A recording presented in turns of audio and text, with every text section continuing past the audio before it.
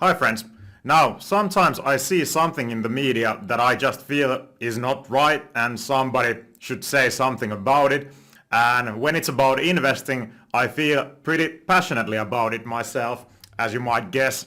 The following example comes from my home country Finland, but also international viewers should keep on watching this video now, because the things I am going to say are applicable in every country, in every market, in the whole world, and these are really some investing fundamentals that we are going to talk about next. So even if you're not from Finland, stay tuned right now. On 23rd of November in Helsingin Sanomat, the #1 newspaper in Finland, there was an interview by journalist Merja Saarinen, who interviewed famous in Finland investor personality Merja Mähkä. I will now give a little critique as well as say also something good about that article that I found myself. You can freely disagree with me as long as you justify your opinions in the comments below, as I am going to justify my critique now. The article itself was mainly about how to speak openly and handle losses in investing, in stock market investing. But there were two comments made by Mähkä in the article that I want to point out publicly and give a disagreeing opinion to these. I feel this is something I want to do because I know her popularity, as well as how many Finns who want to become or are investors read Helsingin Sanomat, the big newspaper in Finland. And this is the first quote that was direct quote by Merja Mähkä. If you manage to lose, say 70% of the share's value, it's a lost case. At least you will probably have to wait quite a few years for the share to recover. The value of the share, in other words, the stock price, which Merja clearly is referring to here, has nothing to do with the actual value of the stock. Merja uses the word value, but she means the stock price when she's talking about this minus 70%, obviously. I am confused that she says something like this. Maybe the most important thing you need to know about stock market investing is that the stock price has nothing to do with the value of a company's stock. Let me explain.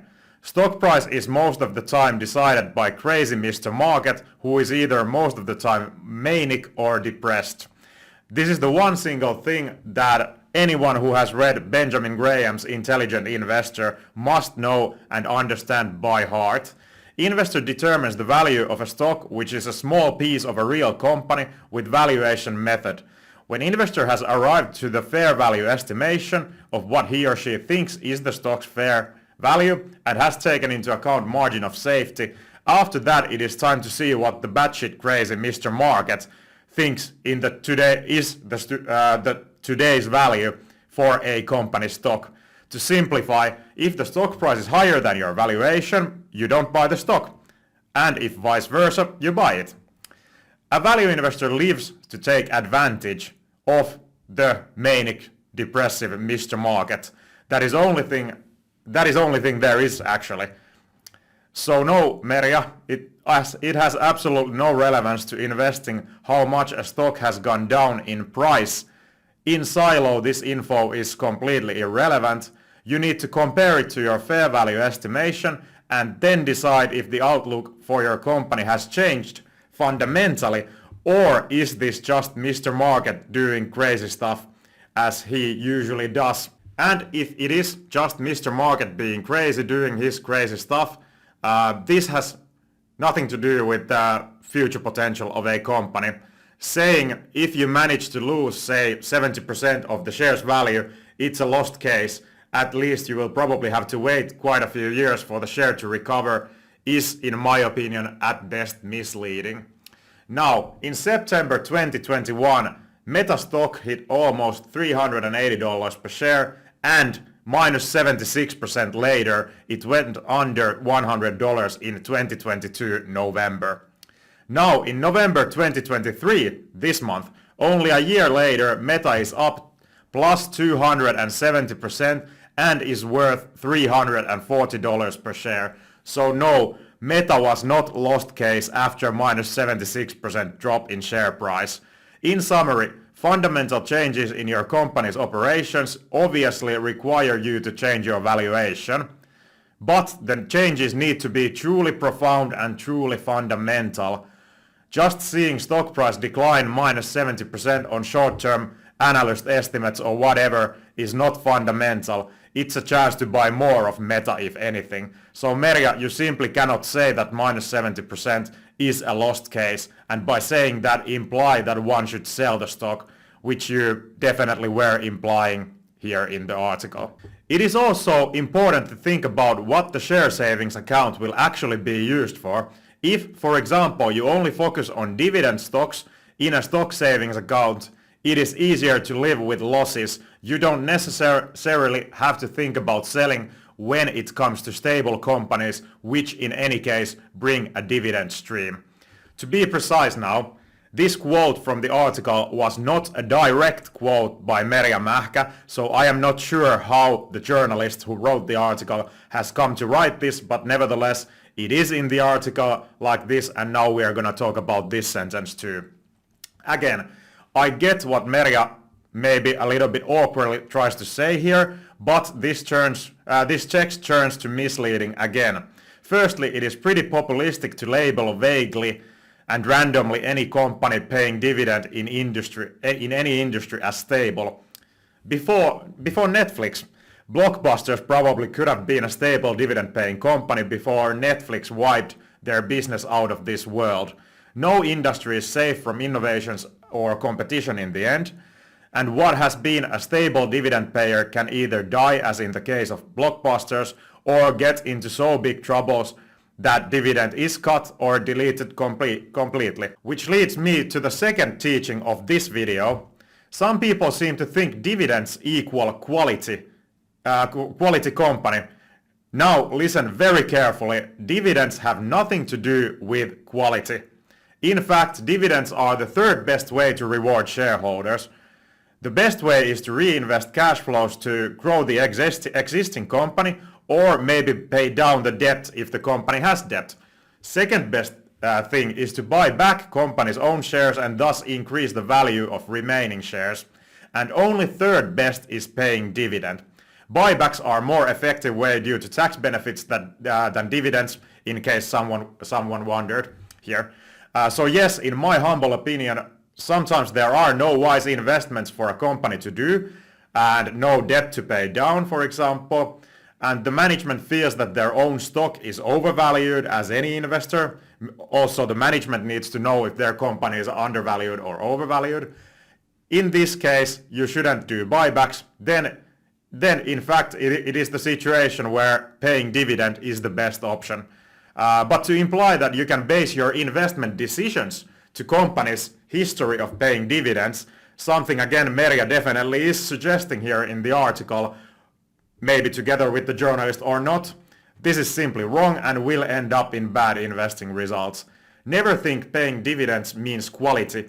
Dividends are not free money, and I hope none of Arctic Money's viewers think so, not at least after this video. These are the two things especially that I found troublesome in this article. In addition, I tried asking Merja on Twitter or in X, whatever, why she wouldn't tell her annual returns percentage since the start of her investing career since 2013 now, was it? Maybe that's what she said there in the article, or some article before I have read. She also does not disclose all of her stock holdings ever. Only some of them she talks about publicly. Although in this specific article she had no problem stating that her investing wealth is 700,000 euros, so privacy reasons are not the reason she wouldn't disclose her gains or all her holdings. Myself, as you, my viewers, know, I disclose here at Arctic Money all my stock holdings and my returns on my portfolio in percentages since the day I started this, and since the day actually I started investing in stocks. These are the metrics you use to evaluate who has done well in the game and who has not. In Merja Mähkä's case, me or the public cannot evaluate her success due to missing information. Myself, I take advice from investor personalities on social media with a bowl of salt if a person does not disclose his or her full portfolio and past performance. It is a matter of transparency and credibility for me, but hey, you all decide yourself who you want to listen to. Only you are responsible for what you choose to see and hear and what to learn and what not to learn. In the end, every investor is 100% fully responsible of your own investing, and blaming any other person for your own bad decisions is only sad and embarrassing. Even though I disagree with Merja, I want to end this video with things that she said in the article that I fully agree with and are important things for every investor to comprehend and learn. Firstly, when you lose money, it is important to reflect what went wrong in your thesis. This is important for learning reasons, obviously. Then, for most people, investing in ETFs is the best choice, but I would add here myself that even in ETFs you need to take care of diversification through industries, countries and time. Then, you cannot do well in stock picking if you don't invest time and effort in learning how to do it. I agree with this myself. What gives you the right to expect better returns than the market if you are not willing to work for it?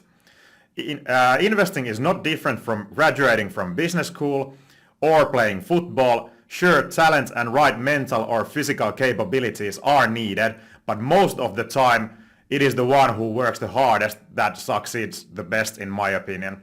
Why would it be any different in investing than in any other part of life either? Then, buy and forget is not a strategy.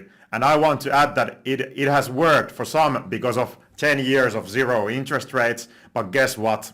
Interest rates are not zero anymore. And the next decade, I believe, will be very different from the last decade.